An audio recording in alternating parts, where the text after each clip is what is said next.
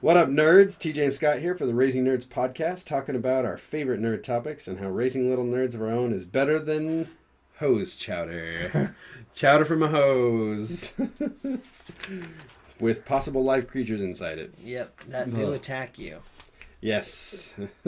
Jump on your face. Yep. It's playful though. It's playful apparently. It is. It's just giving him a kiss. Actually, you said that and I'm like, hose chowder, it's the chowder you get from a hose. Got a little jingle there. There you go. Don't worry, Disney. I will accept the royalty checks. You're welcome. Hose chowder. All right.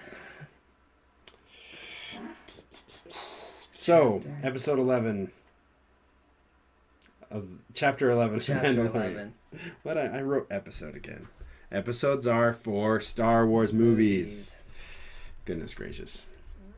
Yep. Well, we just recorded our chapter 14 episode, and that took 2 hours. Let's hope this doesn't take that long. I don't think there's as much in this one. Probably not. I mean, I have 2 pages of stuff, but I'm sure we'll run through it. So we open up on the scene that I predicted. Yes. 100%. As soon as he jetted off on the last one, going off into space, and his ship was in ragged shape, I'm like, I know how this opens. Yep. It's lazily drifting past the planet Cole Iban to get to the moon of Trask. Apparently, Pelly said it in the last episode, so that's where I was able to find it on Wikipedia. 90% of my stuff comes from there. Mine too. He's traveling in sublight. Dank Ferrick, first Dank Ferret of the episode. Yes. And he says, "Hey, we're here. We made it." They're all in the cockpit. Somebody mentioned, or maybe I thought they said something about it being days in the cockpit. That would make sense. That'd be terrible. I couldn't imagine that. Yeah. And then he comes down, and he has his amazing landing. Yeah. Which is great. Coming in, basically crash landing. He is like, we might have enough fuel just to be able to stop our descent. And so funny, the whole time you have the person on the comm saying, you're coming in too fast. You gotta slow down. Hey, doofus, slow down. Slow down. You're coming in too hot. He's like, I'm doing the best I can. Personally, when he asked Frog Lady to come help him, I was worried that Baby Yoda would start snacking.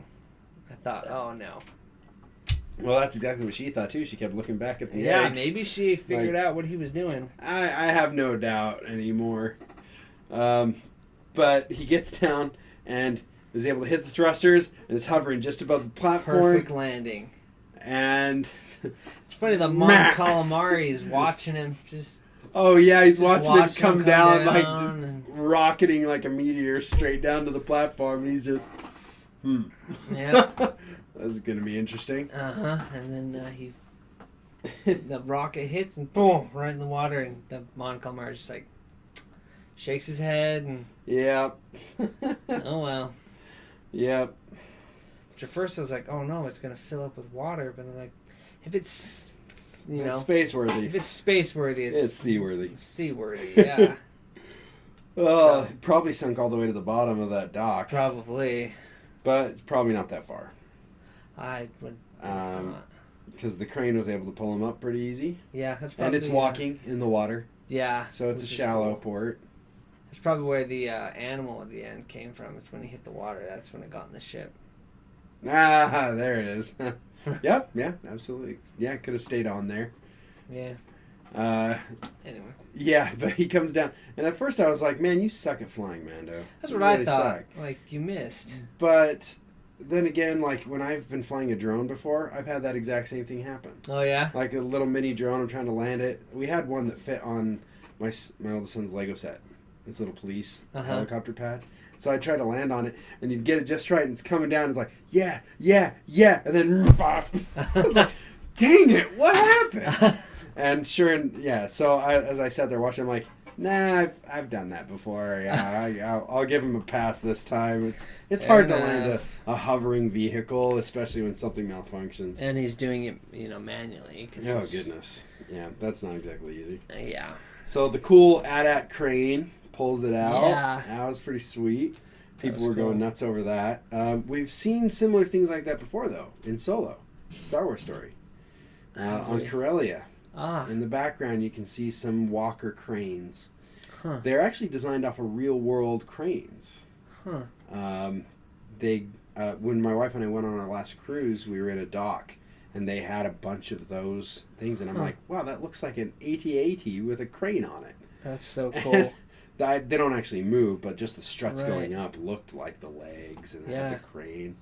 And so seeing that, I'm like, haha, they did it. They did the thing from the movie. They did the thing. It was fun. But he gets in there, gets down, and we see probably the happiest story ending that's ever happened in Star Wars ever. Yeah. Where Frog Lady, it's her official title, It is. meets Frog Dude. Man, yeah. Frog Man. Frog Man. And they run and they hug each other and they have this beautiful little reunion. And it's a big deal. A lot of people online were making a big deal out of it, saying, look, we don't see this a lot. Yeah. We never see a happy family reunited. It's No. not a thing Star Wars is very good at. But it was a really fun thing to happen here. That's true. Something good occurred. Now, again, like I said in our last, in Chapter 10, this was spoiled for me from the previews. Because you actually saw her with her husband and the eggs. So I'm like, oh, we know they make it. But it was still pretty to see, and they let it happen. They didn't just they met together and then cut back to Mando. They just they're like, they let's did enjoy take care of this reunion. Yeah. She almost died a couple times. multiple times. And I also saw her Uber review of Mando. Oh yeah. 1 star. Crashed like 3 times. I had to help land the stupid ship. Yeah, Mando didn't get a good review from her. No. But then again, he's not a taxi. And he doesn't care. He never said he was an Uber driver. Yeah. So, Mando does get a glimpse of one of the Mandalorians we see later, Casca Reeves, the female Mando. She's watching him from the shadows, keeping an eye on him, because it's remarkable when a Mandalorian comes to town. Yeah. Mando knows that Baby Yoda's hungry, but he's still trying to figure out where some other Mandalorians are. Yeah.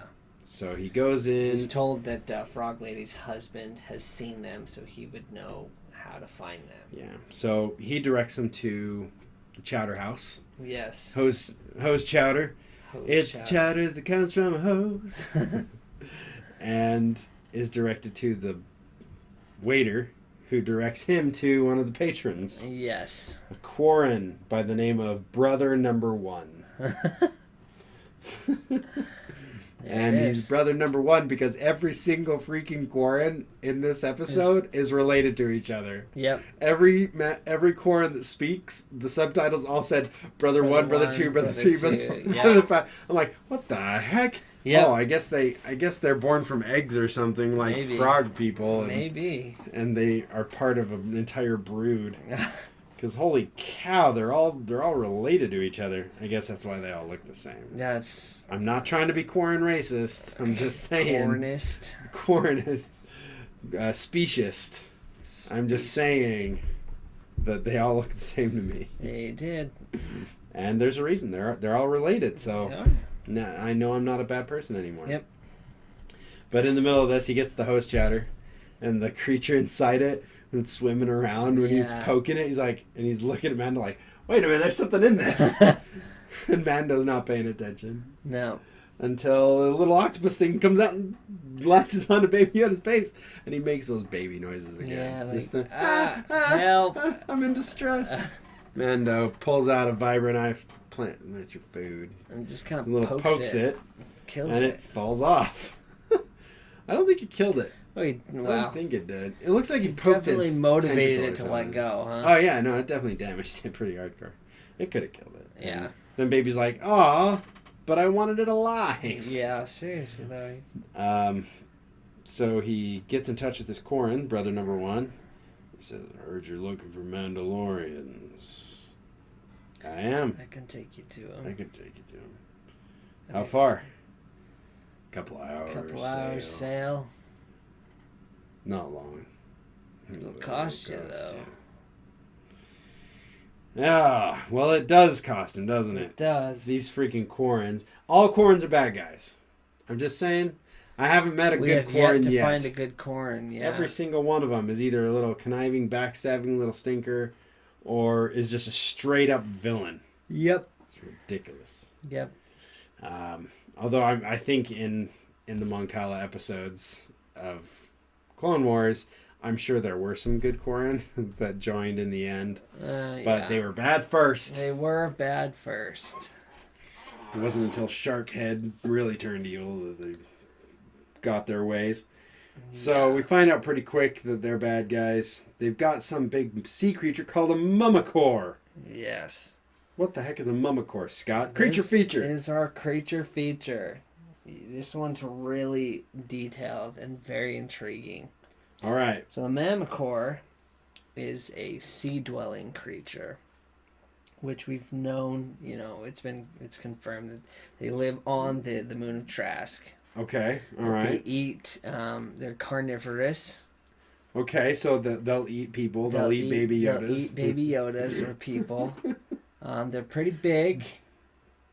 Pretty good size, but they fit on a ship. Good size, but they fit on a ship or under the ship. And they're a cage under the ship? In a cage, I'm not sure. Got an onboard pool? I'm thinking maybe, it's like an underwater tank that it's in. Yeah. But, yeah, and then that's it. That's all the knowledge I know. That's all I could find about a Mummicore. Yeah, that's as good as one of my creature features. Yeah, which, I mean, we didn't do one last time on the last episode because there was none. There wasn't one, and actually I just realized we didn't do a Lego set. No, we didn't. But that's okay, because I got some good ones. Well, there you go. Well, I'll share them as part of this one. There you go. So the Mummicore, they convince Mando and the child to come closer while they feed it. And right as it's coming up, Brother 1 shoves Baby Yoda into the middle of the tank. Yeah. Mummicore comes up, Baby Yoda closes the pod. We've seen him do it. We know he can do that. Yes, he can do it. And it gets swallowed whole. Yep. And Mando jumps right back in. Jumps right in. Maybe we should have saved the story for this episode. Yeah, that's true. About you jumping in after your kid. Much more, I guess. Much close. More direct. Yeah, it has to do with water and water. And jumping in after a kid. Jumping in after the kid, which he did. He didn't even think. He jumped right in. That's true. Now I'm second guessing our entire conversation last episode. Maybe it's now that. Maybe it was just he was at such a loss that he just he was like, I don't even know what to do. There's nothing he could do. Yeah. Okay. I'm sorry, Mando. I misjudged you a little bit. He's more of a father than we thought. More of a father. He did jump right in just like you did. He did. So if you don't know what we're talking about, you really need to go listen to our last episode. Yep, episode. Which episode is that? 4? 5. 5. I think this is 6. 5. I think this is episode 6 of our podcast. Our breakdown of chapter 14. Yes. That's the one. Hunted and Hunter. So he is now, just like Gor Koresh, they're coming after him for his best car. They want his shiny shell. Just like Gor Koresh. Got it. And then immediately after finding out that he's actually drowning into the water, and he can't fight the Mummicore because he can't breathe. Yeah. They start poking him, trying to hit him with knives. And then Mando is saved by awesomeness. Not as much awesomeness as last episode that we discussed. Yeah, but pretty awesome. Pretty Boba awesome didn't show up. But... No, but a Mandalorian did show up, and a really freaking sweet Mandalorian at that, with probably the coolest painted helmet other than maybe Pre-Vizsla. Oh, yeah. Or the Mandalorians. Those Mandalorians were legit. But we see 3 new Mandalorians show up. Yes. In dark blue armor. And they are, in order of appearance, Bo-Katan Kryze, Casca Reeves, and Axe Woves. Axe Woves. There are 3 Mandalorians, 2 girls and a guy, and they come in and they kick butt. Hey, They're using their weapons, using their ingenuity, using their Beskar. Yes. To beat the crap out of these guys. And they get the gate open and pull him out. Bo-Katan reaches out and says, "Take my hand." And I'm just like, yes. Did you know who it was immediately? Yes. Was it by the helmet, or did you know beforehand? Yeah. I knew she was in the episode, but if it's anything that, notice and watch this movie, it's her helmet, the way her helmet's designed. Because obviously, anyone would know that her helmet is definitely the most distinct thing about her. Yep. And it was certainly the thing most talked about this episode was her helmet and the detail about her helmet. Yes. Of all the armor that she wore, her helmet was definitely the thing that people captured the imagination of the entire world. Yeah, it was really, everyone, they focused on her helmet. That was the piece of armor that they talked about. It is the most important piece of armor that was there, so it's understandable why no one would think to talk about any other part of her armor. Exactly. All right, do we want to address this? I mean, if you'd like It'll take 2 seconds. It will. Yeah, okay, so there was a big deal about her armor and how it was curvy, because she is a woman with curves. She requires curves. And that's it. At least for comfort, I guess. Yeah, because, it shapes your body. It's kind of important to do. It's usually, if it's anything I've learned, if you wear something that fits your shape, it's usually more comfortable. This is true. And just for everybody on the podcast, I'm basically just shaking my head over and over because it's ridiculous that this came up. But it was a bunch of feminist people who were like, I can't believe the armor is curvy to fit a woman's figure. And the rest of us were like, what? And to be honest, I didn't even see her curvy armor. I did, but it didn't register as... Oh, wow, her armor's curvy. No, it's like she's awesome. A girl. Yeah, yep, they've got the female Mandalorian armor. 100% all the way. Yeah. Because male and female Mandalorian armor is not just shaped differently on the helmets, but also on the all the other plates as well. They're different coverages, which is interesting. They're different shapes. And different style. Which is cool. If you look at Axe Woves'... Style, that's the word I'm looking for. If you look at Axe Woves' breastplate, it looks almost exactly like Jango's. With the lines... And Mando's. And Mando's. It looks incredibly similar to theirs. And then the female Mandos, both... Casca Reeves and Bo-Katan both had very similar armor. Similar shapes, but the shape of the plates is different. Mm-hmm. And it denotes female Mandalorian. Yeah. And so that's what I was looking at. I was really looking at Casca Reeves when I was watching the show to identify what kind of armor she was wearing. And she's wearing she has the Night Owl helmet, just like the Armorer and Bo-Katan. And then she also has the same shaped armor that Bo-Katan has and that we see in the other stuff. Yeah. It's just slightly modified to fit their body type. Yeah. Now, did I notice that they were curvy? Yeah, kinda. I guess it didn't really register. I'm looking. I'm like, oh, she's got the owl eyes. I think she's moving around a lot. Yeah. But then, no, 100%. No, that's a girl. That's a female Mandalorian. And then Mando comes out, and he says, "The child, you gotta help the child. The child's in there," and freaking Casca Reeves is like on it. Like a freaking boss, just dives head first in. You start seeing explosions. Doesn't come up once. No. Goes down, shoots the crud out of that thing, and jetpacks out with the pod. And just rips the door off. Which I did notice that after when she gets out, she is breathing heavy. So, I mean... Oh, no, it was a fight. It wasn't like, she was still super bad, but it was definitely a fight. And, I mean, with good reason. Yeah. She's underwater with this creature that's huge. Yeah, she probably had no idea what she was getting into. Yeah, the odds are she probably got eaten to get in. That's possible. To get Grogu. and then blew her way out of it. She took a book out of, Mando got eaten by a crate dragon, so she probably Mamacore did the same thing. It's not nearly as big. I got this. Exactly. She's like, got to get in to get the baby, so I'll just get in and blast my way out. Now, there's only one part about this that really saddened me when this happened. We only had one thing left from Queel. It was the pod. Yeah. IG-11's gone. The Razor Crest is there, but it's been fixed and damaged so many times. Yeah, Mando doesn't treat it very well. No. But the last thing that was survived cradle. was the pod, the cradle. Mm-hmm. And to see that get destroyed, it kind of hurt me a little bit. That is true. Because Quill was one of my favorite characters from the first season. He was awesome. And this was all that was left of him. And now that's gone. Dang those Quarren. Freaking Quarren. Dank Ferric.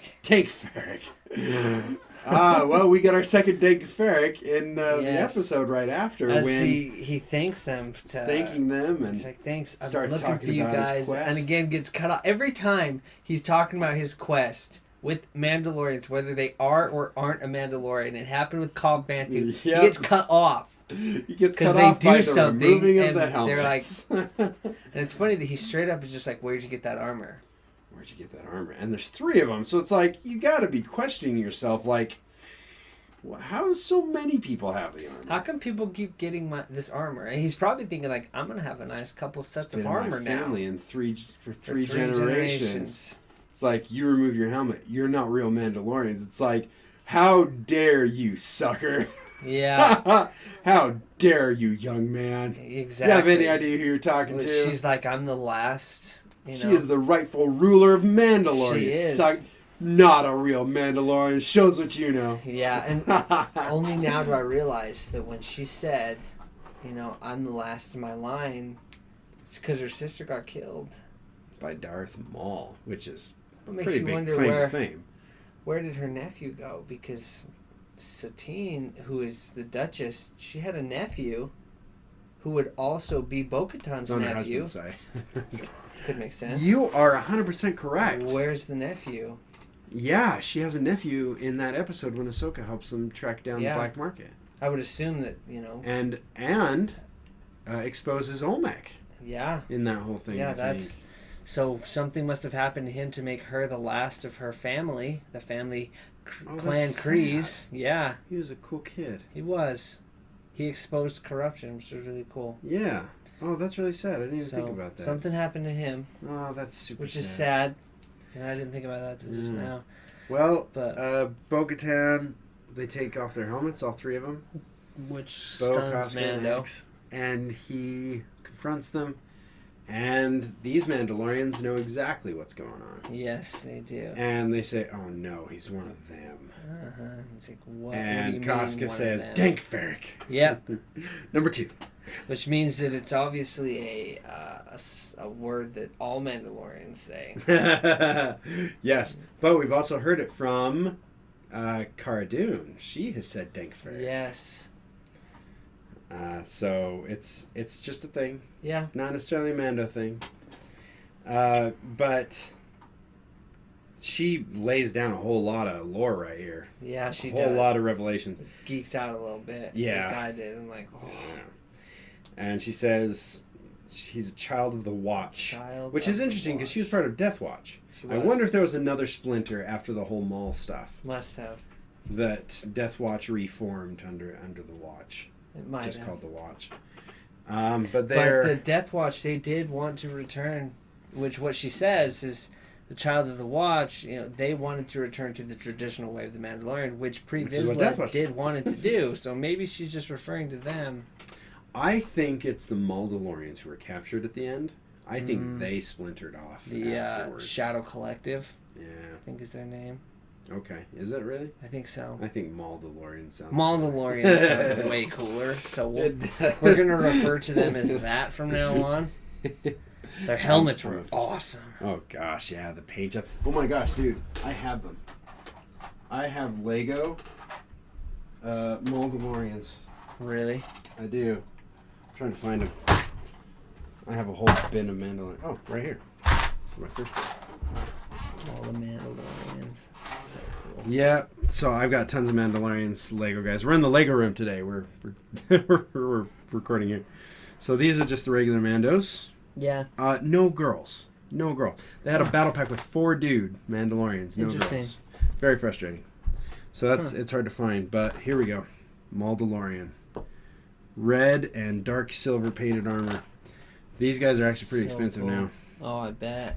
Because they only came in one set, and you got 2 of them in the set. So I ended up getting 2 sets. So I've got a full squadron of 4 of these dudes. They're awesome. Cool. They're in my Didn't some of the some of them had helmets with horns? Yes, they did. I don't have any of those. That was the coolest. Just a leader. Cool. Just a leader. And he had like big spikes. Yeah, they were huge horns. But so cool looking. Can't remember why we were talking about that. Mandalorians. They may be the Watch. Yeah, they may be the original progenitors of the Watch, which is interesting. Bunch of religious zealots. So that'll be interesting. So, Mando immediately takes this as a rejection. Says they're not true Mandalorians and jets off. There's only one way, the way of the Mandalore. Yep. Which, obviously, there's more than one way. Yep. This is the way. Maybe this is the way, or that is the way. Is this the way? One way or another. One way or another. And then from a distance, we see the 3 of them blow the crap out of that ship. Yes. Leave nothing left, and all 3 of them jet off like a freaking formation. And I'm just like, so cool. That's pretty kick butt. Yeah. Yeah. They, okay, they're officially cool. Yeah, they are. It's hard to argue any other way. Yeah, which, now Mando's kind of like, well, I'm thinking, where's he going to go? Yeah, I was really frustrated with him. I'm like, dude, you can't just leave like that. Yeah. Oh, man. You finally meet more Mandalorians. They have a little bit of different style than you, and you won't even talk to them now. Yeah. Gosh, that's so frustrating. That's prejudice, ladies and gentlemen. Don't have it. Exactly. And then he gets confronted by a Quarren who says, "You killed my brother." Killed my brother. And I wrote down, which one? All of them, you mean? All of them. So, Mando's like, "Look, just let me pass." He's like, "You don't understand. You killed my brother. I'm going to kill your pet." Oh, and poor Baby Yoda gets a little nervous. And he does. Then the coolest thing ever would happen. It's just, they Bo-Katan and Cosca Reeves and Axwo show up again. They're still watching over Mando, I think. They are. They still hope to talk to him because they've got their own things that they've got stuff they'd like to talk to him and about. he is Mandalorian, even though he may not accept them as a Mandalorian, they're like he is. They do. Mandalorians, as we hear later, work better when they're together. Yes. And so she says the coolest thing ever. She lands, she's like, "No, he didn't kill your brother. I did." And then they murk every one of those dudes. Code word for draw your guns, because in the next 2 seconds they kill all the rest of his brothers. Yep. And him. They were the last of their line. Yeah, probably. And there are no qualms about ending that. No. So, Mando finally gets told that this is a black market port. Yep. She offers him a drink. She's like, let's at least have a drink with me. Yeah. And Mando's like, you know what? You just helped me out of this really crappy situation. Again, you saved me. And you guys are actually from Mandalore? Yes. I'll listen to you. Because she even talks about it. She's like, I was born on Mandalore. I lived there. So I fought through the Imperial purge. So Mando's got to respect that at least a little bit, and he does. He warms up a little bit. Yep. So they go inside, they have a drink, they start talking, and this is a port, and they're trying to free some Mandalorian weapons. Yep. That were stolen during the purge. From some stuff. And when he announces that he's looking for a Jedi for Grogu, she says, "I might know a way to help you. Know a way to help. Might be able to help out with your little quest, but we would like some help with our quest first." That's the standard. That's what the Mandalorian TV show is. Mando needs something. somebody else needs him to help kill something. Yep. So he does. So he does. He's kind of gotten used to it. When it was Grief Karga and Cara Dune asking. Oh, sorry, that's the next episode. Yes. When they ask. He's just like, yeah, sure. Okay. Okay, whatever. And that's kind of what he's going to do here. He decides to help. Hungry Yoda's watching Casca Reeves eat. Yeah, as she's got this live octopus thing she's eating, and it like slaps her cheek as she sucks it up. Funny, and I'm like, it sticks there too. Yeah, and then she sucks it up, and it's like, oh Baby gosh, Yoda that's just gross. kind of stares at her. Like, I understand that's a reference to a previous show that she may have been on. oh really? But I'm not familiar with that because I don't watch any other TV because Mandalorian is all I need. Exactly. Mandalorian and Avatar. Yes. Maybe a couple others. Only nerd stuff though. Only nerd stuff.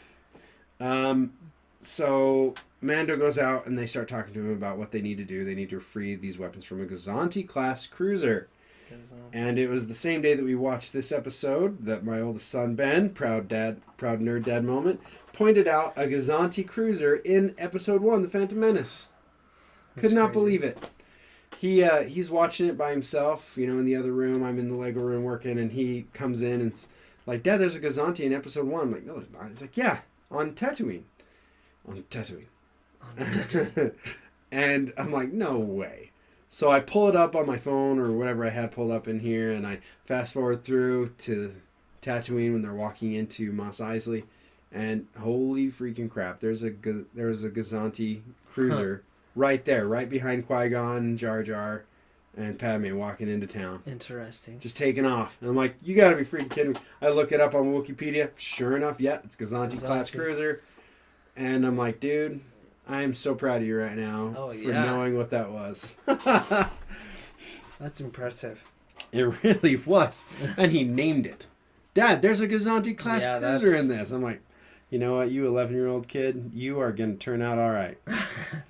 So raising you right. So Mando gets a babysitter. Yeah, which is, again, the most unrealistic part of this whole TV show is how fast he gets a babysitter. Yeah. Then he leaves Yoda with the frogs, with Mr. and Mrs. Frog. Mind your manners. You know what I'm talking about. Be respectful and mind your manners. Stop eating their kids. And then they, Mrs. Frog, while she was worried about Baby Yoda before, not so worried anymore. No, and she brings him and lets him sit over, lets him sit next to it, and they get to watch their first hatchling. Yeah. Which is really adorable. It's a little tadpole. Yeah. And Baby Yoda, the music swells a little bit. Yeah. And it's got that wonderment, little chimey stuff. Yeah. And Baby Yoda, you can hear him go, he's excited. He's like, whoa, I didn't know something came out of those. And then it pays off for much, much more adorably even later. Well, the Gazanti cruiser takes off. We see it taking off. We see the Mando's jet. And the reason they're able to get to the cruiser so fast is because the cruisers aren't allowed to take off until they leave the harbor area. It's like a no-wake zone. Exactly. Just like when we're down at Lake Powell, you've got the little no-wake area. Mm-hmm. And that's just to prevent people from getting their ships blown away. Yep. And we see that pretty quickly because after the Mandalorians land on the Gazanti cruiser, the captain of the ship, who is unnamed, his name is Imperial Captain. Huh. We don't really need a name either. No. Because I was about to say he totally gets Snoked. He gets Snoked. Before we know anything about him, he's already gone. Yep. But they jump on there and they say that they're pirates, and they say, well, we got to get out of here. How fast can we climb? And the guy says we have to leave the harbor before we can climb into the atmosphere to jump to hyperspace. Captain says, climb now. Climb now. And we get an outside shot of the ship engaging its engines and really just blowing the water around. The reason why they are not supposed to climb. Exactly. It's a wakeless area. Leave it to the Imperials to just disregard the rules. Well, they're trying to get out of there. I think they know what's coming. because later on we hear from the captain that these are the same pirates that they've seen before, and are these the same pirates that he hears? So. And it appears so. It's like, oh my goodness. So they've degraded Mandalorians to calling them just pirates, just straight up pirates. When in reality, they're what's left from your mess. Yep. Empire. Which is funny because, Mandalorian, when they're getting like a status in the bridge, I guess is where it is. Right? Yeah. How many are there? And he's like, at least 10, maybe more. And the guy's like, there's only 4 life forms. And then he says, they're Mandalorian. Wait, they're Mandalorians.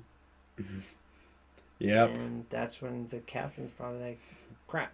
Yeah, we be in trouble. But all they need to do is be able to get to hyperspace to rendezvous with the fleet. They must be close by. It must be a short jump. Yeah. Because they expect to be able to hold them off long enough through hyperspace to get with the other guys and get reinforcements. Right. Well, the Mandalorians are making quick work of these guys. Bo-Katan has a knife that she uses. Yeah. And totally just stabs this dude like 3 times. And then right through the lets armor. Go and looks off to the side all epic like as the guy falls. Yeah, that was a beautiful shot. That was cool. that was a looking at the camera moment for sure.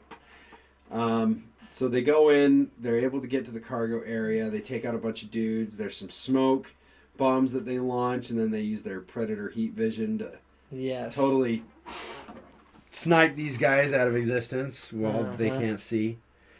That'd be a good thing for stormtroopers to have too. Yeah, fog vision with their helmets and all the stuff they already inside can't those. see out of those, so why would you make them nice? Exactly. Good point. So they make their way to the cargo hold, and as they come up the elevator, this guy says, "We just have to hold him until we can get to hyperspace." And as soon as the Mandalorians come out, this dude panics. Yes, he does. He just lost it. Close the doors. Close the doors. Close all the doors. All the doors. Close them all. Ones? All of them. So he closes them all, and he's so proud of himself, and he radios the bridge. We got him. You got him? What do you mean you got him? Where at? We have them contained. Where? Where? Oh, the cargo control area. And he sits there. The captain's like, where? The cargo control area. Suddenly we hear, bang! And they open the doors, and all of these Imperial troops just washed right out into the atmosphere, right out the back of the ship. Because of the cargo control. Because the cargo control area can control the cargo area where you are. Yep. You are where Doofus. They should be, and they are where you should be. Never lose track of what you're doing. Always have a plan, right? Yep. So Bo-Katan gets a hold of the communicator while they try. Do you copy? Are you there? Copy. And she tells a joke that I copy. That kind of took me out. Yeah. Yeah, she says, "Put some tea on. We'll be up in a minute." Yeah. And I'm like, is that because they have British accents in the Empire? Is that why you did that? Put some tea on. Is that because they're British? I bet it's because they're British. Yeah. What else would they have up there? Exactly. And not spotchka. It was funny. Not spotchka. Ah, dang it. That's good. That's a good one. That's way better than my Gor Koresh garbage. But that took me out a little bit. But she answers the call, and she's like, look at what we're going to be able to do with all these weapons, with a battalion of Mandalorians with these things. And the captain had to open his big mouth. He did. He just had to be like, "Oh yeah, you think? Well, we're gonna hunt you down. We're gonna scour this place. No matter how many of those things you push out the back, we'll just hunt you down and kill you." She says, "No, you won't, because we're gonna take the ship." And Mando's like, "Wait, what?" Yeah. While she's on the comms. I mean, can you believe that guy? I don't know. He's like, "Wait, don't announce that this wasn't part of the plan. Can you let her? This was always part of the plan." Awesome? What? Yeah. Shut up, Mando. What'd you get for not keeping him in the loop? Yeah. Well, I honestly don't think that was the plan. Because she gives that victory speech very convincingly. Yeah. Like, can you imagine what we're going to be able to do with all these weapons? And he's like, I think the captain pushed her button. And she's like, "Oh, we're going to take the ship down too." Well, now your ship is mine too. Say something else. Say something else. And Mando's really not happy about that. He's like, "You've changed the deal. And she says, I have altered the deal. Pray I don't alter it further. Oh, that would have been awesome. That would have been cool. But she doesn't say that. She says, this is the way. Which, if you want to find the Jedi, you'll help me take this ship. It's just funny. It was like we were talking about it earlier. It's kind of, it felt in the mocking way that the Twi'lek did. Sheehan. Yeah. Yep, it really felt like the way that she said it. This is the way. This is the way. Yeah. Maybe we'll see her again, too. Maybe. But she mocks him for it, and it's like, no, you stop being a jerk. You can stop that, Bo-Katan. You're the good guy. Stop it now. Nope. Seagulls. She doesn't have to. She's a Mandalorian. She does what she wants. Yeah. Well, this is the point where the captain panics and calls his commander. Yep. Moff Gideon. And we find out the Mandalorians are the same pirates that have been plaguing them for a while. Yep. And we need immediate assistance. He said that. We need like immediate assistance. We need reinforcements. And Gideon says, how much of the ship have they taken? Everything but the bridge. So if they've taken that much, there's nothing left to do. You know what to do. Long live the Empire. Long live the Empire. Those freaking poor pilots. Did you see them look at each other? Oh, yeah. They were nervous he said, the you know whole what to time, do. though. And they go, oh, crap. We picked the wrong side. Yep. And as soon as unnamed Imperial Captain says those words, long live the Empire, he draws his blaster and assassinates them. Now, that's something cool. He has the small blaster, right? The officer's blaster. Right. They're very reminiscent of German Lugers. And the really crazy part about German Lugers, the officer Lugers, they were not very good in battle. Huh. They were not very good in combat. Interesting. But they were really good at executing deserters. Interesting. That's actually what they were designed for. They were designed to kill your men when they disobeyed or deserted. Huh.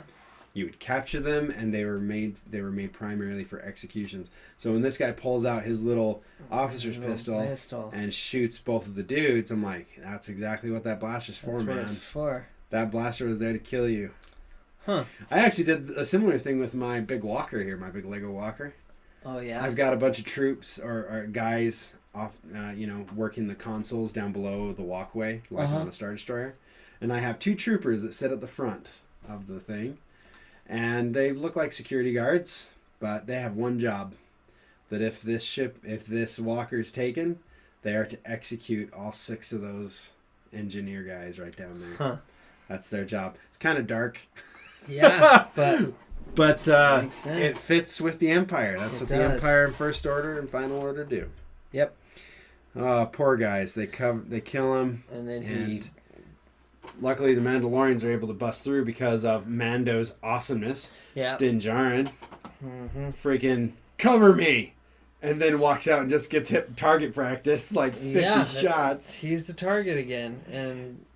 But he's wearing Beskar, and Beskar holds up. It holds up. He just has to get close enough to throw those detonators. And you see the one trooper will look at it like, oh, dang it. And boom, they kill the rest of the troopers. They're able to get into the cockpit, pull the guy off of the controls, because at this point he's trying to crash the thing. I think when they're in the cargo area, when Mando's talking to Bo-Katan, because he's like, you altered the deal, he's talking about it, and she was like, he knows something that I need to rule Mandalore. You're right. Once had. Yep, she gives the hint about the Darksaber. That she wants it back. Because the ruler of Mandalore, traditionally, was who held the Darksaber. Not necessarily the Darksaber gave you power, but the ruler used the Darksaber. Yes. The Darksaber itself doesn't give you the right to rule Mandalore, I don't think. But it is a rallying cry to other Mandalorians. Which I think, I don't know, now maybe as good as time as any to kind of talk about what the Darksaber is. Sure. Because it's, unless we want to save that till the end of the episode, No, I've had great. plenty of people ask me, like, oh, okay. what is that? Like, why was that so significant? You know, my wife, every time she sees it, she's like, no, why is that important? Why is that I'm important? like, well, I'll tell you why it's important. Well, it's the most important, actually. And now that I say that, I don't remember his name. Mandalorian. The Jedi who created it. Mandalore. Was it Mandalore? I know his last name is Vizsla. Oh, really? Oh. Yeah. The only thing I've ever heard him called is Mandalore. Mandalore? Interesting. Because that's his name, but it's also his title. Yeah. He was also the first Mandalore. Yes. But I think that's why they called him the Mandalore. I see. I know his last name is Vizsla. Okay. When in Rebels, when Kanan is getting the story told by Fen Rao. Fen Rao tells the story of the Darksaber to Kanan. He talks about where it came from, and he says the guy's name. His name is Vizsla, who was a Jedi. Tar Vizsla? It might be Tar Vizsla. That sounds familiar. Oh, okay. That does sound familiar. It could have been something else, but... He was the first Mandalorian, maybe the only one, I don't know, to become a Jedi. Yep. And because of that, he created a lightsaber that was unlike any other lightsaber, and that was the Darksaber. It was a black blade with a white outline. Yep, black blade, Amazing. White outline. And when he died, the Jedi kept it as kind of a homage to him, I would say, until it was, and these are the words of Fen Rao, liberated by the Mandalorians. The Mandalorians broke into the Jedi Temple and liberated the Darksaber. Oh, that's amazing. So that, like we said, it kind of gives a certain amount of respect, and it certainly turns Mandalorians' heads to whoever is wielding it. Yes. It is a power. Status symbol. Yes. It is a symbol of the power of Mandalore. And it's a symbol of the ruler of Mandalore. Yes. My first experience with the Darksaber was with Pre Vizsla. Mine as well. And Pre Vizsla held the Darksaber and wanted to reclaim the throne of Mandalore. Yes. That was being held currently by Duchess Satine Kryze. Yes. Who is the sister of Bo-Katan Kryze. Bo-Katan actually followed Pre Vizsla. Yes. With the Darksaber. They were able to, with Maul's help, formerly Darth, now just Maul. He helps Pre Vizsla and the Death Watch to overtake Mandalore. And then has a duel with Maul for leadership of the Death Watch, now in control of Mandalore. Yes. And unfortunately, Pre Vizsla loses. Mandalorians in general are built for fighting Jedi. Yes. Not so much for fighting Sith or dark side users. Sith are a little more. Sith don't follow the rules. No, they don't. Jedi have a lot of rules, and they won't just kill you for no reason. No. Sith, however, will lop your head off and take your Darksaber and claim the rule of Mandalore, no matter what your girlfriend thinks. Yes, which it was interesting. I did like the point, where there's a point where, and this is, Clone Wars, where Pre Vizsla realizes he's not going to win. Yep. He realizes he's done, but he still goes out like a boss. Yeah. He says, as you said, only the strongest shall lead. Didn't beg, nothing. Nope. He just accepted his loss, which he knew was going to be his death. Yep. Wow, he did go out like a boss, and he lived the warrior's creed to the end. Yes, he did. Now that's the point at which Bo-Katan freaked out and betrayed Maul. Yep. And a few of the other Death Watch also broke off, and they're the ones who end up contacting Kenobi and trying to overthrow Maul. They're unsuccessful. Yep. It's not until Ahsoka comes in Season 7 that they're finally able to dethrone him. Yep. But in the middle of that, at some point, Palpatine comes and fights Maul. Yes. And Maul's brother Savage. And kicks their butts. He does. And Maul was using the Darksaber. He was. At one point, he uses both the Darksaber and his lightsaber after, I think, Sidious kills Savage. Then Maul uses both. Not for long, though. Nope. Sidious kicks the crap out of him. Really, in Clone Wars, once Maul takes the Darksaber, you really only see him fight with the Darksaber. He doesn't really use his lightsaber. No, he doesn't. He still has the half of his red one. Yes, he has it, but he uses it goes away on the Darksaber until Palpatine kicks his butt. Yes. And then we see him use his red one in Solo? Or is this That's his new further? constructed This is one. way further, actually. Yeah. The next time we see it, I think, is still in possession of Maul. Yeah, well, we see it in Rebels. Yeah, I think and that's he doesn't use it it anymore because we actually see it and it's on its pedestal. It's on its pedestal on display. And it's on display, and he's got pictures of Satine up there. He does, which is interesting.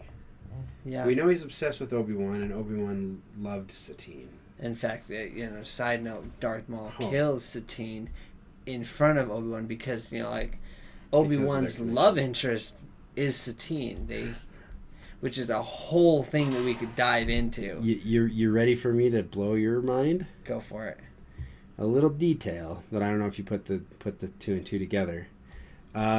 Obi-Wan fell in love with Satine on a mission with Qui-Gon to Mandalore. Right. During the Mandalorian Civil War. Huh. That Jango Fett fought in. That's crazy. How cool is that, right? That's crazy. I heard somebody made that connection and I went, oh, please let that be true. Please let them be protecting Satine while this person who is going to affect the rest of the Star Wars universe is just outside the door. Oh, is looking for you right now. Oh my gosh. Just the thought that they came that close to each other. And then years and years later on Camino to meet up with each other. Oh my gosh. Never had the pleasure of meeting a Jedi before. It's exciting. And which would have been true because Obi-Wan was helping Satine hide. Yep. They were in hiding. Yep. Not in open war. And it was the Civil War, which means the Jedi would have not normally been involved at all. Exactly. But they were just there to protect. Yeah. But so that's just like Naboo. Yeah. Oh my gosh. That's the Darksaber. So that is the. Not sure if it was made from a kyber crystal. I don't think. Do we know what? We have no idea what's powering it. It's a Krayt Dragon Pearl. It's a Krayt Dragon. How much you want to bet that a Mandalorian Jedi took out a Krayt Dragon and because the Krayt Dragon Pearls actually can be a black color. Oh. But that gets so rare now. Now you're not just talking about it being a Krayt Dragon Pearl, but a rare Krayt Dragon Pearl. And it's like, cool. Still cool. Still cool. Yeah, exactly. But I need it to only be one layer cool. If you get too many layers of cool, it's like, that's so ridiculously out there. It's to show you just how awesome the Mandalorians are. That's true. Okay. But, anyway. Darksaber, still in possession of Maul, goes into possession of Sabine. Yep. Sabine is related to... No, she's not related to Bo-Katan. She is not related to Bo-Katan, but she is of Sabine Wren. Clan Wren. She's Clan Wren. Yes. And she is a Vizsla. Is she a Vizsla? Yes. Oh. House Wren, Clan Vizsla, or vice versa. It gets changed. Ah, that's what it is. House Wren, Clan Vizsla. So she is a Vizsla because all the other Mandalorians actually do see her as a traitor because the Vizslas kind of went... Oh, because they joined the Empire. They joined the Empire. They joined the Empire like Gar Saxon. Like Gar Saxon. Yeah, all right. So they see her they helped the Empire destroy. As a traitor because the Vizslas were traitors. But she helps restore that by returning the Darksaber to Bo-Katan. To Bo-Katan. And essentially, just by finding the Darksaber in Maul's stuff, taking it, and delivering it to Bo-Katan, which was really no risk to herself at all. Okay, a little bit, but not really. She basically buys her family's honor back. Yeah. By doing that, by returning that to Bo-Katan. Yeah. Which is pretty cool. So we see the Darksaber in Bo-Katan's hand, and she's basically going to be in charge of Mandalore, and that's at the end of Rebels, and and the Empire now decides that they're going to destroy it at some point. Which Rebels takes place just before Episode 4. Okay, and we are thinking the Purge takes place after Rebels, but before Episode 4? Yeah, I think so. It's the Mandalorian Purge. So then the next time we see that's why we don't see him anymore. Yeah. The next time we see it is in the end of the first season of The Mandalorian. It's what Moff Gideon uses to cut out of the TIE Fighter. Yep. So at some point, he took it. He has it, and Bo-Katan wants it. That's why they're going to the bridge, so that she can find out where it's at. Yep. Well, she does confront the captain, and he tells her, if you're asking the question, you already know the answer. She said, does he have it? He said, if you're asking, you already know. And then she says, well, you're going to take me to him. I'm going to let you live. And he says, you might let me live, but... He won't. He won't. So, I'm not going to do it. And then he pulls a cyanide pill from his tooth. An electrocyanide pill. And zaps himself to death. Which she does not like at all. Pretty messed Which up. We should note that they do save the ship from crashing. Because... Yeah, Mando and Casca Reeves jump on the sticks and pull it up just in time. They're still in the harbor zone because they're right next to a ship. Yep. Right next to a harbor ship. And I'm like, oh my gosh. Man, they're going to hate you guys. Oh, yeah. Oh, man, they're taking off early. They damage any ships. We're not going to forget that. And then, what are they doing? Yeah. But Mando finally confronts Bo-Katan.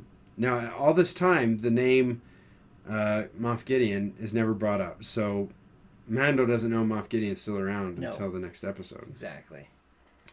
Which is a big deal. And then Bo-Katan doesn't tell him that she's looking for Moff Gideon either. No. She knows he's alive. Yep. But she never mentions his name either. She never even says the name Darksaber by name. But Mando wouldn't have known that anyway. No, but... He didn't look back. And he wouldn't need... It probably just like it wouldn't make... why do I need to tell him about Moff Gideon? It just never probably crossed her mind. No, she studied at the Admiral Holdo School of Sharing Information. Yep. Or the lack of... Or vice versa. I'm just kidding. I know that's going to make some people's blood boil. That's fine. So, Bo-Katan finally agrees to tell him where to find a Jedi. Yep. On the planet Corvus. Look for... And there you will find Ahsoka Tano. And it's like, oh my gosh, first time of that name being said by a living person in a Star Wars. Yep. Oh, that was fantastic. I absolutely loved it. There she is, Ahsoka Tano. Which, to be honest, it took a little bit of the surprise away knowing that someone was cast and would possibly play Ahsoka Tano. Had that not been said at all, when she said Ahsoka Tano, I think it would have been much, definitely a much bigger of a reveal. Out. Yeah. And we would have freaked out a lot more than we already did. It's kind of like Grand Admiral Thrawn. Yeah. Because it was never mentioned. When Ahsoka Tano says, where is Grand Admiral Thrawn? It was much more of a, whoa, what did you just say? It was really good. So, I think they could have done that. But, it was awesome. But she was excited to play the character. She was. And, so. Well, once Mando gets that info, he totally does a baller dive off the ship. So cool. They really showed how awesome the jetpacks were in this episode. Yeah, absolutely. He just jumps off and jetpacks. There was one of the times when they were attacking, one of the troopers hits the windscreen on the front of the ship. Yeah. Because and slides off of it. And I'm like, that's a classic comedy move. Well, Casca Reeves drops down, grabs him, and jets flies off and with him and drops him. That's why he hits the glass. That's so awesome. So, yeah. Was that Casca or was that X? I think it was Casca. Okay, that's pretty awesome. Point is, one of them took the stormtrooper off. One of the kick butt guy. Dropped him on the window, and that's the last we saw him. Yep. Well, Mando goes back and picks up his baby from the babysitters. And he's playing with a little tadpole in a little dish with some water in it. Not eating him. No, not eating him. I was for a half a second worried, but then I saw that he was petting him, and mom and dad are standing there helping him recognize. It's just like mom and dad, if they have an older kid and they have a brand new baby, and they teach him how to softly touch him and be gentle. Just barely pat. That was a great parent moment. Yeah. I really liked that. I felt good. Yeah. And they taught him that, these little eggs, they're delicious, but they can turn into something. They can become more. And Baby Yoda's like, oh, okay. And for a minute, I actually thought they were going to try to go with the vegan route and try to be like, oh, we're going to make Baby Yoda vegan. And I'm like, you better not. They got rid of that suspicion at the end. Yes, they did, right away. They're like, he still eats stuff. I felt it was such a relatable moment when Mando comes and takes him and he's like, nope, we're going. And Baby Yoda throws a fit. No, he throws a little fit. Kids throw fits all the time when they don't want to leave somewhere, especially when it's like not your own house and they're having fun. And Mando's like, I have enough pets. So funny. That was so great. I freaking loved that. But then he goes to get his ship, which he paid 1,000 credits to the Mon Calamari. Now, I will jump in right here and do a clarification. I forgot to do this at the beginning. When Mando lands and talks to the guy at the beginning, he lands and he asks the calamari, he says, can you fix it? The Mon Cala, this is the hard part to hear. He says, fix it? Nah. No. But I can make it fly. He says, well, all right. He says, here's 1,000 credits. Do what you can. And he says, "Oh, fuel it up if it'll hold fuel. If it still holds fuel." Yes. So Mando gets back and it holds fuel, but not much else. No, and there's just like rope holding stuff together. Rope holding. This is supposed to be space worthy. Come on. Yeah. And it's rope, and he's got netting inside in the cockpit. Yeah. What the heck is that gonna do? And it's funny because he's like, "I gave you 1,000 credits," and he just hands him like the manifest, the receipt to sign. Yeah, hands him the receipt. Doesn't even look at him. Just like, yeah. Just sign and get out of here. Yeah. You're lucky I got this far. Exactly, which was cool. He paid him, in credits, but it was cool to see the flan. Yes, the calamari flan from the very first information. First chapter. He pays the other Mon Calamari in the restaurant. The restaurant for information. He pays him in flan. I was like, oh hey. Oh, that was so great. I loved seeing that and be like, that's calamari. Which I know flan. He paid the armor in it too. So I wonder how much he had. Yeah, he must have had a little bit extra. Yeah.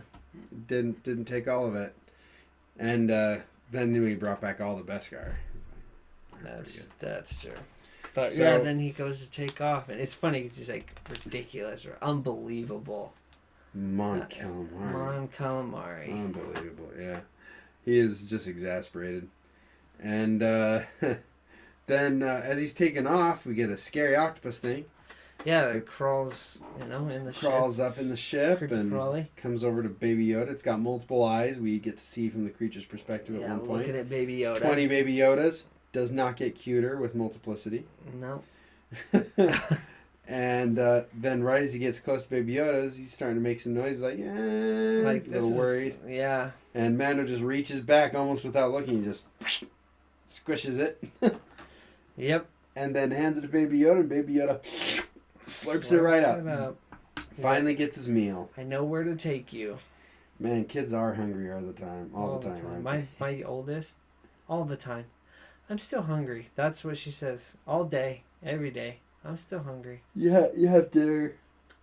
And they just...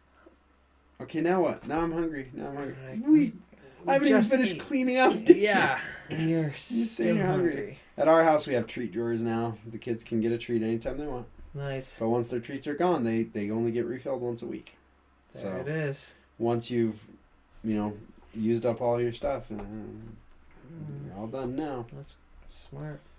But Yeah, the ship starts to take off, which I think it'd be good to note that as it takes off, there's parts here and there that it loses pieces. It loses pieces as it takes off, and then when it jumps into hyperspace, there's a piece that falls off. Spinning in space. Hilarious. So I'll jump in real quick and do the Lego set. I had a couple options on this one. There's the AT-AT crane and a Gazanti cruiser with some Mandos, but I think the one I landed on that I really wanted was a boat. The Mummicore boat with the Quarrens. You got a couple Quarren figures, and then all the Mandalorian, all the Bo-Katan and Axe and Casca, and all of them on the ship. Huh. I think that would be a pretty cool. awesome set. It'd be probably a $45-$50 set because you've got a little boat, and then you've got the jetpack Mandos. Maybe you have a smaller set with maybe Axe or something, and just have the girls in the big set. But, and then you can have Mando and some jaws that you can close over the pod for Baby Yoda. There you go. That'd be good. Yeah, that would look good. But while I'm at it, I may as well talk about the one from last chapter. Yeah. The one that we did, chapter 14. What I want more than anything, I think, they already have lots of slave ones, but we need a new Boba. We need the old Boba. Yes. So I thought it would be the Imperial transport with some troopers, a couple of troopers.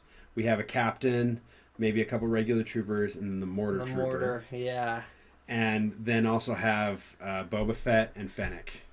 Yep. Because everybody else comes in other sets. Yeah. But that would be a fantastic set to have.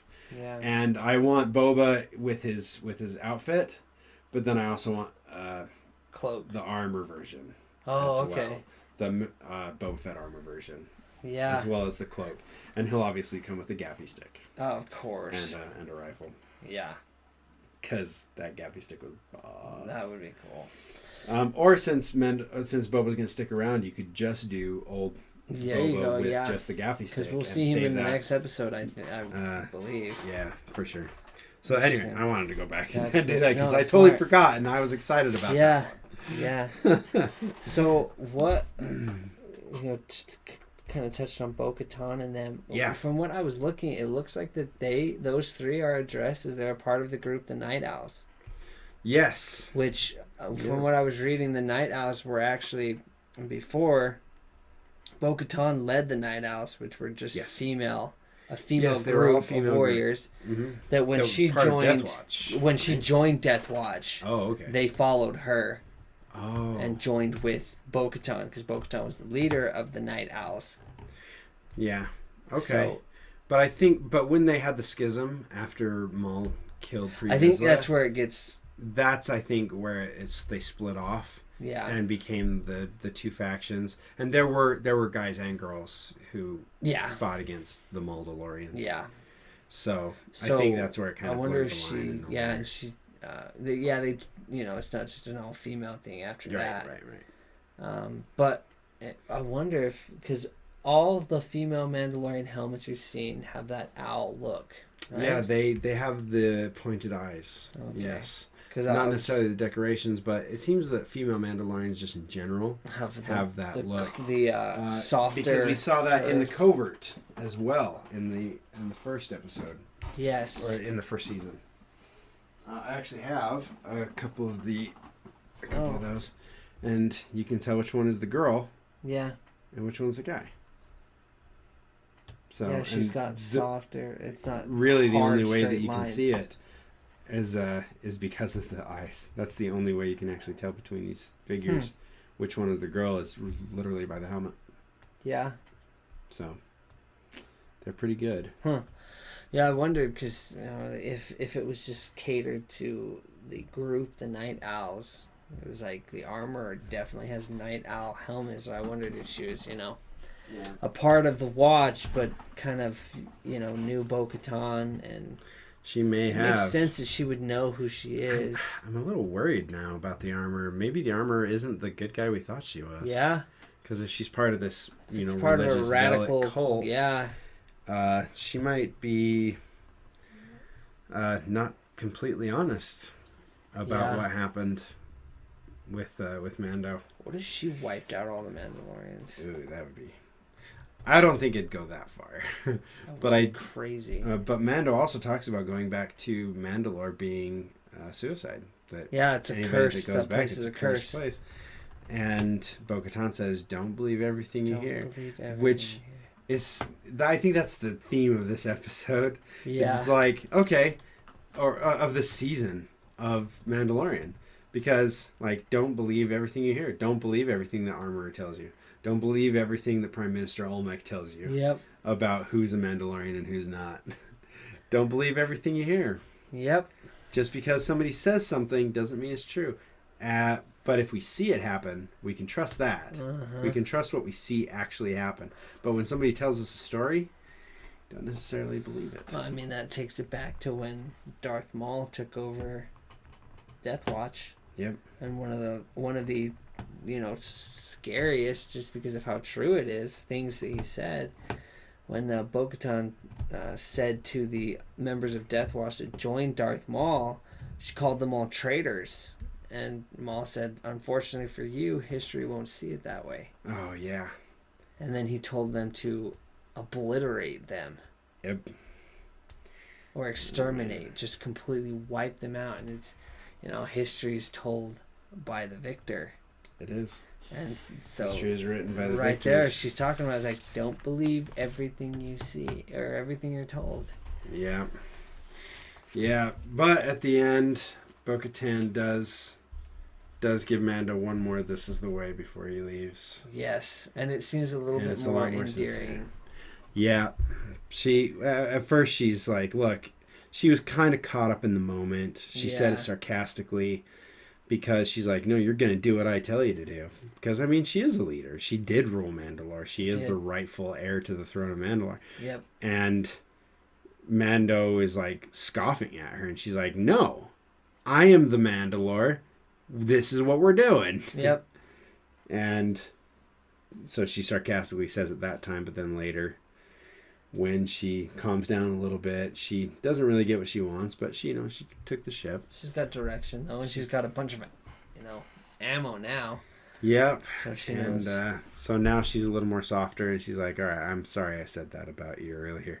Yeah. This is the way. Yeah. So good though. Yeah. It's a good episode. Unfortunately, we just reviewed episode 14, so we're like, no, that was pretty much the greatest thing ever. So we're done. Exactly. Yeah, this episode, I mean, some huge canon stuff came out, and we found out where Mando's actually from, and his answered a bunch of questions, like the biggest one being why, because many people asked, why did we see others take their helmet off, other Mandalorians take it off, but he says you're not supposed to, and it's like, oh, it's because he's a part of it. Answers all those questions, and we're just like, we're done. Yeah, it was cool. It was cool in the moment, but the moment is over. That moment's over, and it's been replaced by Boba. It's been replaced by Boba Fett. Yep. Boba Fett. Boba Fett. Oh, gosh. So cool. I want to listen to him again now. Yeah. I'm like, let's just watch a little compilation of him talking. Yeah. Well, cool. Okay. Well, there it is. And if any of you are having trouble raising your own nerds, remember that this is the way. Until next time.